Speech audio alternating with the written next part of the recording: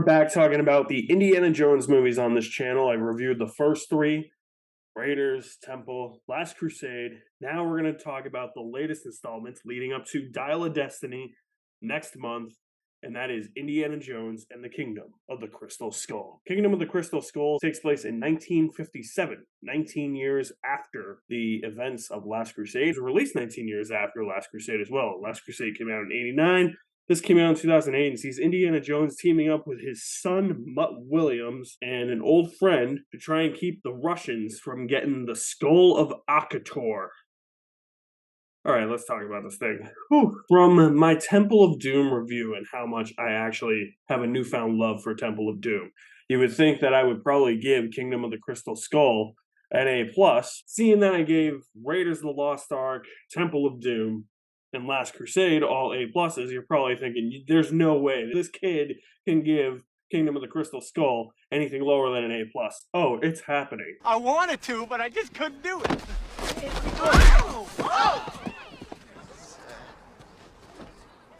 This, quite frankly, is a bad movie, and, yeah. Not a fun one to talk about. There are some things of merit in Kingdom of the Crystal Skull. I've always known since it was released that it's been the weakest Indiana Jones movie. I liked it a lot when it first came out, acknowledged that it was the worst of the four, but on every subsequent rewatch, it has gone down. I've liked it less and less, but it's not one of those movies that makes me angry. And since there are some things that I do like about Kingdom of the Crystal Skull, let's actually get those out of the way first. Let's start the review off on positive notes here. Harrison Ford kicks a lot of ass in this movie. For his age at 65 when this came out, he embodies what I want Indiana Jones to be in a movie like this. You know, still teaching at the college, still seeking out adventure, because I feel like Indiana Jones would do that until the very final day of his life, or until he's just physically unable to anymore. That's what I think Harrison Ford embodies in this movie. There's a couple of good action scenes in the first hour or so. I don't think that they stand toe-to-toe with the truck chase from Raiders, the minecart chase from Temple, or the tank chase from Crusade. But I will say that for what this movie is, they are entertaining. I'm talking about the action scene in Area 51, where you briefly see the Ark of the Covenant. There's been a lot of people that have problems with seeing the Ark of the Covenant. I don't have a problem with it. I think it's a cool little Easter egg, and plus two, it's confirmation that that is now Area 51. And then there's another one that happens with Indy on the back of a motorcycle being chased by goons through the college and all that, and I think that's actually the best action sequence of the entire movie. Shia LaBeouf plays Mutt Williams, and he's in that action scene as well. Those are the two that are the standout action sequences in this movie. Like I said, they don't stand toe-to-toe with those other ones, but those are the two standout ones. Those are the ones that I would pick to be the ones that I would go back to. If I want to watch an action scene from this movie, I would watch one of those two. Those action sequences, to me, at least have merit. They at least look like they're properly lit. They're filmed on location. And they at least present the sense of escapism and escapades that I want from an Indiana Jones movie. So I think the concept of the movie itself is actually pretty cool. Having an Indiana Jones movie set in the 50s against the backdrop of the Cold War, with the Russians now replacing the Nazis, feels like natural progression, and where aliens were this big, massive thing at the time, and movies started to do big alien things, like Invasion of the Body Snatchers could have been a response to that alien craze. And having an Indiana Jones movie set against the backdrop of all that is a pretty smart idea, I think. It's a cool idea. I just think that all the execution of Crystal Skull is really piss poor. It's not one of Spielberg's best films, and I love Spielberg. I think he's the greatest director of all time, but even the greatest will have hits and misses from time to time. I'm not expecting everything Spielberg makes to be 100% like amazing, A+, because it's just not going to happen. He's a human being. He makes mistakes, and even he wasn't too passionate about this movie.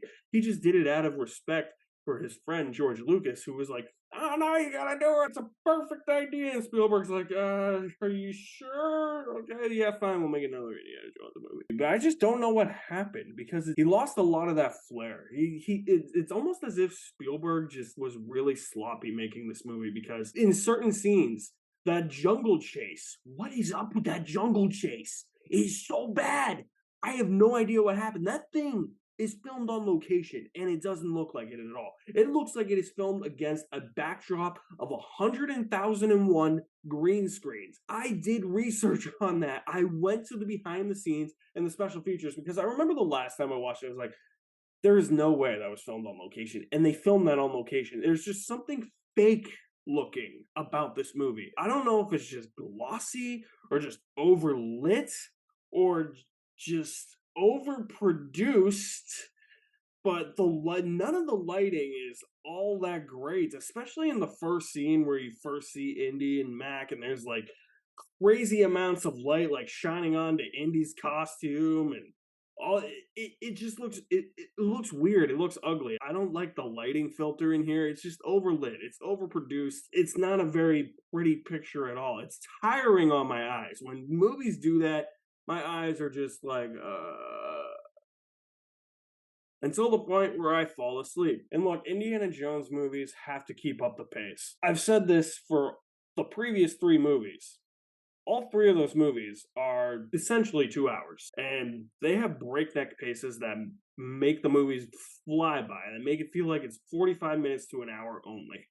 Crystal Skull is 2 hours on the dot, I believe. If not, it's like 2 hours and 1 minute or 2 hours and 2 minutes, whatever it may be. This thing feels like an eternity compared to those movies. It feels longer than 2 hours. It has a lot of downtime for an Indiana Jones movie. The pacing is awful. Indiana Jones movies are something that just keep going. Crystal Skull, it starts off well with the pace, but once you get to the middle and the actual adventure, and Mutt and Indy have to find Oxley, and they're in like this really dark place full of indigenous people. It's fucking slow as shit, and it's so boring in that part until you get to the jungle chase, and even the jungle chase is boring because they're doing stupid shit and it looks overproduced. Like, how are they surviving half of this?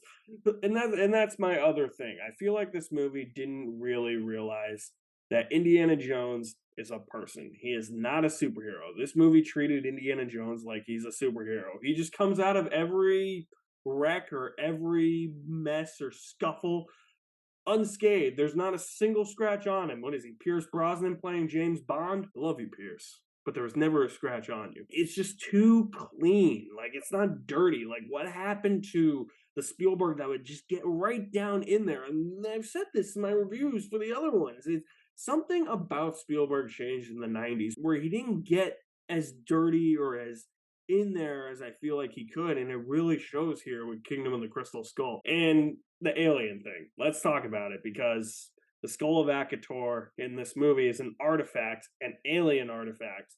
Look, I'm not necessarily against the idea of aliens being in an Indiana Jones movie. I actually think it's a cool concept, but taking it as far as they did is where the problem arises for me. I think that this movie should have hinted at a UFO or flying saucer. They took it too far by showing the goddamn thing.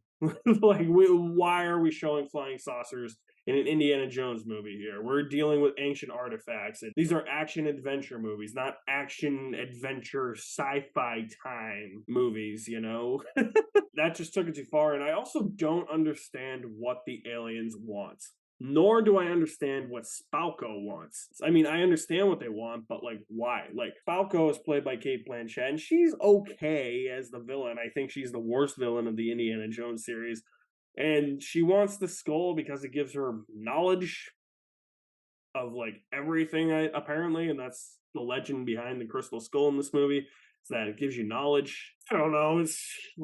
That's all you could come up with compared to everything else. It just feels so It just feels so small scale compared to something like Raiders, where you were going after obviously the big ancient artifact in that movie, was the Ark of the Covenant, but you had other things. Like you had Marion's medallion, you had the Staff of Ra, Temple of Doom, you had Mola Ram ripping hearts out, you had voodoo dolls, you had the Maharaja children, Last Crusade, you had the Holy Grail, you had Indy going through all the trials, just things that helped propel the plot along to get to the ultimate goal.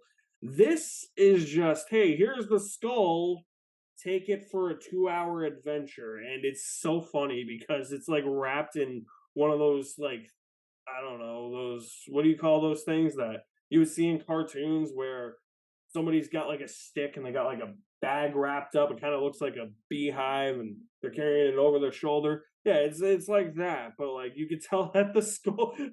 Anytime they pull out the crystal skull, you can't help but laugh because you get just tell it's styrofoam and oh man. And there's just little stupid things in this movie that annoy the living shit out of me. And they might sound like nitpicks, but why are we here in an Indiana Jones movie? All these shots of gophers. What's the fascination with gophers? I don't get it. The monkeys teaching Mutt Williams how to swing on vines. One of the dumbest scenes I've ever seen in an Indiana Jones movie, let alone film itself. And then probably the worst offender of all of this in the entire series is the nuke the fridge sequence. The setup is awesome. I love the setup. Indiana Jones walking into this town, thinking it's an actual town, but it's actually Area 51. There's all these fake, like, creepy ass mannequins sitting in houses. And then a nuclear bomb goes off. He gets in a fridge, and the fridge goes flying and hits the ground like 8,000 times. And Indiana Jones just walks out unscathed. And yeah, he'd be a pancake. It's moments like that where I'm just like, I can't take Crystal Skull as seriously as the previous three. And maybe that was the goal. Maybe they were just trying to make something that felt more like a 50s serial. Well, sorry guys, you failed. I think you lost everybody on this. And it's crazy because the Metacritic score for this is the exact same as Last Crusade. So that tells you that critics actually didn't hate this movie. It's more of the fans, and I can see why, because there's many times where it doesn't feel like Indiana Jones. You have so many of those stupid little moments sprinkled throughout this movie that drag it down. There's a scene after that really bad jungle chase where they're in a duck boat, and the duck boat is teetering on a branch. It falls onto another tree branch, and then it falls onto another tree branch, and then boom. All our characters are safe in the water in the river. I'm like, they should be fucking dead. Why are they still alive?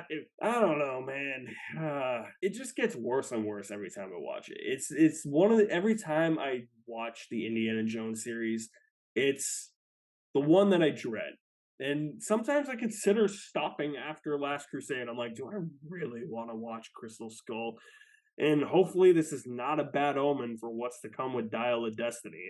If anything, I'm not expecting Dial of Destiny to be as good as those first three, but at least be better than whatever the hell this was, because it's overproduced. It's not as well made as the last three. I don't know what happened here, but everything's just overlit and too clean. And there's so many stupid little moments sprinkled throughout this movie and ideas that are good on paper, but poor in execution that just don't really fit in with the idea of Indiana Jones. At most of the time, it doesn't feel like an Indiana Jones movie, and it's poorly paced too. Couple of good action scenes here and there. I think Harrison Ford really kills it a lot, and it has, as I said, good ideas on paper and sometimes good setup for those ideas. But everything else is really flat. And don't even get me started, because I forgot to mention the worst character ever in an Indiana Jones movie. Don't even get me started on the character of Mac, played by Ray Winstone. This is the worst character ever in an Indiana Jones movie. I mean, half the time, this is my question for him. Where do your allegiances lie? Because he's like double crossing, triple crossing, quadruple crossing everybody in this movie. What is the point of this character? His motivation is just money. He backstabs everybody more in this movie than the characters in Pirates of the Caribbean 3 backstab each other. And there's a lot of backstabbing in that movie, a lot of switching of allegiances in that movie, and it's worse in this movie. Pirates of the Caribbean 3, you are now innocent. Did not expect to mention Pirates of the Caribbean in relation to Indiana Jones. That is nuts. I'm going to give Indiana Jones and the Kingdom of the Crystal Skull a C minus. It's not a good Indiana Jones movie, guys, and there's a few people on the internet who will tell you that it's the best. You can just tell from how scenes are lit and overproduced and just how clean everything feels. Just from that aspect alone, nowhere near as good as the last three. So that concludes my reviews of the Indiana Jones movies. I do have a big retrospective that I filmed with my cousins back when I was in my old apartment. That will be up before Dial of Destiny, and then it's Dial of Destiny time. Hopefully it's good. If that was released. But, I can't judge a movie based off a clip. Really love the first trailer. The second trailer didn't really do anything for me. But we shall see. As long as it's better than this, I'll probably be satisfied. I'm not expecting greatness, even though it is James Mangold. But hey, soon it's going to be Dial of Destiny and final Indiana Jones movie. So we'll talk about it then. You guys are the best. Thank you for watching. My name is Alex Madden, and I will see you at the movies somewhere.